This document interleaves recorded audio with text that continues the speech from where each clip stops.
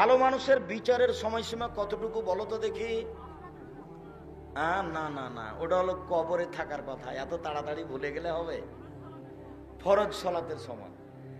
একজন মানুষের বিচারের সময়সীমা কতটুকু সময়ের সমান? এক ওয়াক্ত ফরজ সালাত আদায় করতে যত লাগে সময়, অথচ কারো যদি দেরি হয়ে যায় তাহলে কয়েক হাজার বছর দেরি হবে।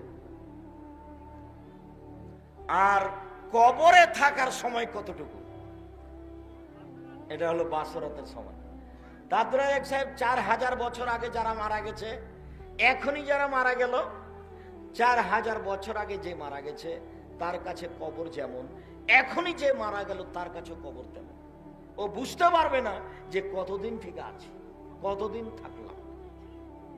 যদি ভালো মানুষ হয় তাহলে বাসর রাতে ঘুমিয়েছে রাত 3টের দিকে, 4:30 5টার দিকে তার বউ বলছে উঠে না, আজান হয়ে গেছে, আজান হয়ে গেছে। সবচেয়ে তার কাছের মানুষ, প্রিয় মানুষ, এখন ঘুম থেকে উঠে চোখের উপরে আঙ্গুল দিচ্ছে আর মনে হয় আরে এখনই তো ঘুমালাম, এখনই তো ঘুমালাম। ভালো মানুষকে যখন কবর থেকে উঠানো হবে তখন ও বিরক্ত হবে, আরে এখনই তো ঘুমালাম। এর নাম ভালো মানুষ, এর নাম কবর।